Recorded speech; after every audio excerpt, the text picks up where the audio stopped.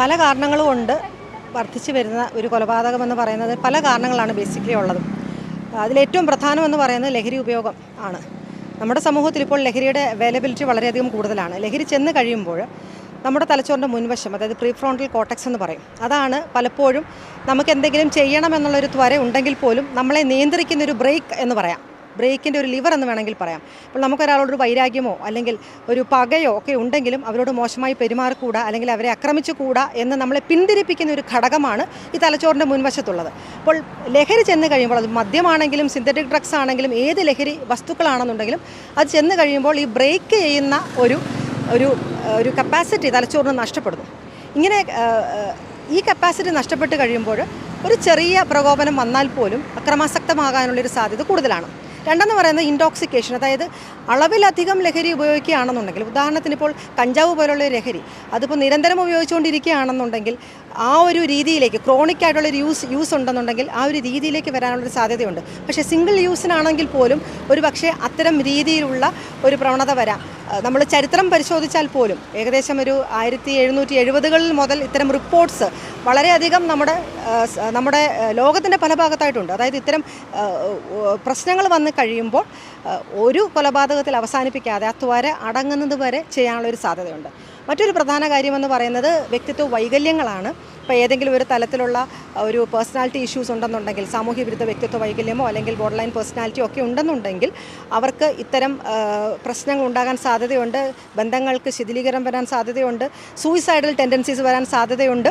അങ്ങനെ നമുക്ക് ഒരു കാര്യം എന്ന് പിൻ പോയിൻ്റ് ചെയ്ത് പറയാൻ പറ്റത്തില്ല. മിക്കവാറും അത് മൾട്ടി ഫാക്ടോറിയലായിരിക്കും. സാമ്പത്തിക പ്രശ്നങ്ങൾ, അല്ലെങ്കിൽ സാമൂഹ്യ പശ്ചാത്തലം, അല്ലെങ്കിൽ വളർന്നു വരുന്ന സാഹചര്യം, ലഹരി ഉപയോഗം, മറ്റെന്തെങ്കിലും മനോവൈകല്യങ്ങൾ, അതായത് ഗുരുതര മനോരോഗങ്ങൾ ഉള്ളവർക്ക് പോലും ഇത്തരം പ്രവണതകൾ വരാം. ഇപ്പോൾ ഉന്മാദമോ അല്ലെങ്കിൽ മറ്റ് ചിത്തഭ്രമമോ അതിൻ്റെയൊക്കെ ഉള്ളൊരു പാരമ്യതയിൽ അതിൻ്റെ കൂടെ ലഹരിയും കൂടി ഉപയോഗിക്കുകയാണെന്നുണ്ടെങ്കിൽ പല കാരണങ്ങൾ കൊണ്ടാണ് ഒരു ക്രിമിനൽ വാസനയിലേക്ക് ഒരു വ്യക്തി എത്തപ്പെടുന്നത്.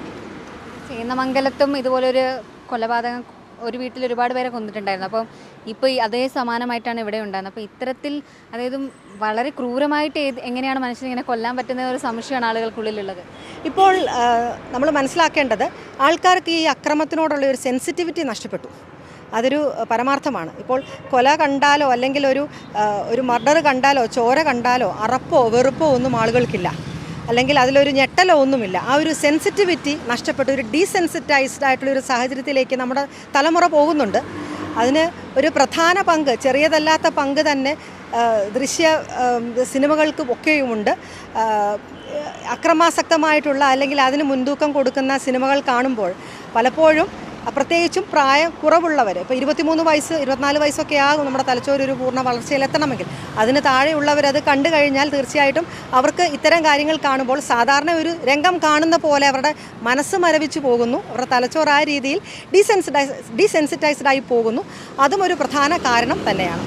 കുടുംബം എന്തായിരിക്കും ചെയ്യേണ്ടത്? അതായത് ഇത്തരത്തിൽ എന്തെങ്കിലും പ്രശ്നം വീട്ടിലൊരാൾ കാണിക്കുമ്പോൾ അവർക്ക് വേണ്ട കൗൺസിലിങ്ങോ അങ്ങനത്തെ ഒക്കെ കൊടുക്കണ്ടേ? സാധാരണഗതിയിൽ ഇവർ മുൻകൂർ ലക്ഷണങ്ങൾ കാണിക്കാറുണ്ട്. പെട്ടെന്ന് ഒരു സുപ്രഭാതത്തിൽ ഇത്തരം പ്രശ്നങ്ങൾ ആരും തന്നെ കാണിക്കാറില്ല. എന്തെങ്കിലുമൊക്കെ സൂചനകൾ മുൻകാലത്ത് നൽകാൻ സാധ്യതയുണ്ട്. അതൊരു പക്ഷേ ഒരു സൂയിസൈഡൽ അറ്റംപ്റ്റ് ആകാം, അല്ലെങ്കിൽ ഇതുപോലെ ഏതെങ്കിലും ലഹരി ഉപയോഗത്തിൻ്റെ ചരിത്രമാകാം, അല്ലെങ്കിൽ വയലൻസ് നടത്തിയ ചരിത്രമാകാം. എന്തെങ്കിലുമൊക്കെ സൂചന എവിടെയെങ്കിലുമൊക്കെ ഒരു റിലേഷൻഷിപ്പിൻ്റെ ഇഷ്യൂലാവാം, വീട്ടിലാകാം. എന്തെങ്കിലുമൊക്കെ സാഹചര്യങ്ങളിൽ ആ രീതിയിലുള്ള ഒരു പ്രവണത അവർ കാണിക്കാനുള്ള സാധ്യത ഏറെയാണ്. അപ്പോൾ അങ്ങനെ വരുമ്പോൾ അത് സൂചന പിക്ക് ചെയ്ത് വേണ്ടുന്ന പരിഹാരം അപ്പോൾ തന്നെ കണ്ടാൽ ഇത്തരം പ്രശ്നങ്ങൾ പിന്നീട് ആവർത്തിക്കാതിരിക്കാനെങ്കിലും നമുക്ക് സാധിക്കാവുന്നതാണ്.